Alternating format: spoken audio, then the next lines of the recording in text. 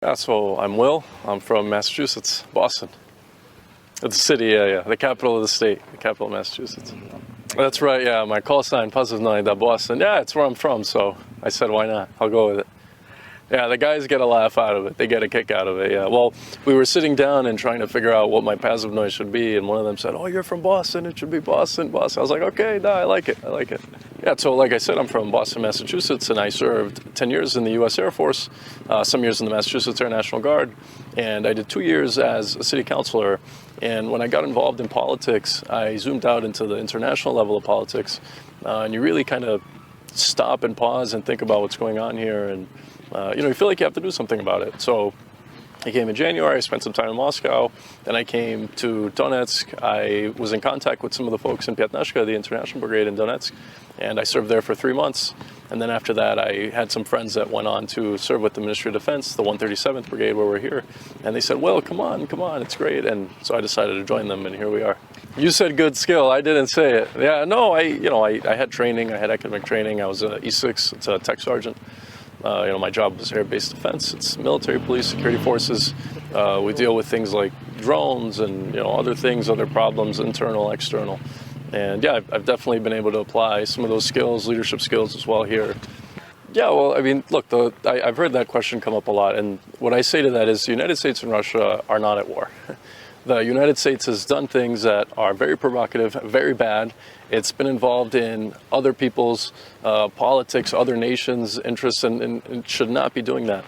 I always say, and Sergei Lavrov said this a couple of weeks ago, I think that the country is ran by different people than the people that live in the country and feel a different way.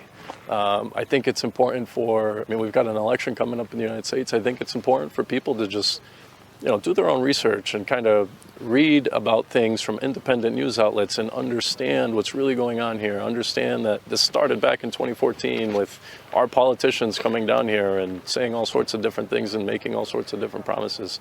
And this doesn't represent the true interests of the American people.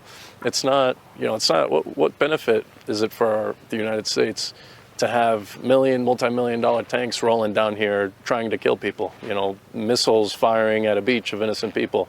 What interest is that? F-16s, there's no interest to that. Our country's trillions of dollars in debt. Our country's collapsing, it's falling apart. And, it's just not, in my opinion, representative of the real interests of the American people. So when I hear that question, I don't consider myself a traitor. The United States and Russia aren't at war. And, in the future, I think that the people that caused this in my country should be held responsible for what they've done, and we can have some sort of friendship between Russia and the United States. Yeah, of course. I mean, I've worked downrange with these guys, like we say in the U.S. military, on the front, and I absolutely trust them to have my back 100%, and I know for a fact that they trust me as well. And what I always tell people is, because this is a question that comes up in the U.S. military. It's about the people that you're with. It's about the people that you're serving with, because this isn't, to be realistic, this is a dangerous situation. We're all down here serving, we're doing our job, but what makes it or breaks it is the people that you're with. And these guys have been great. They speak English, they're professionals. They help you when you need it. If I don't have something or if I don't understand something, they're like, oh, Boston, iди сюда, like, no problem, нормально, все хорошо.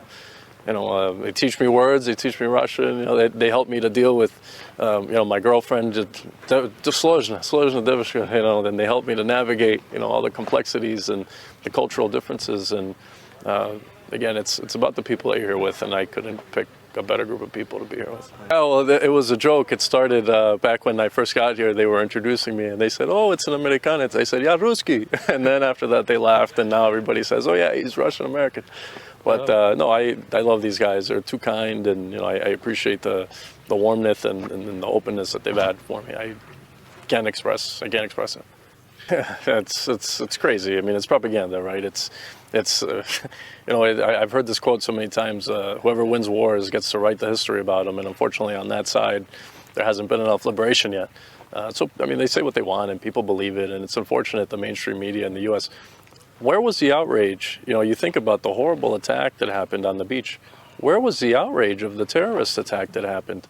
Where was the outrage? I read in the attack in Kursk that just happened, I mean, it's a terrorist attack. A 28-year-old pregnant woman died. I think we've all seen that. You know, where's the outrage in the Western press for that? You know, when you think about, this is what I was talking about when, you know, I made my decision. Oh, what should I say?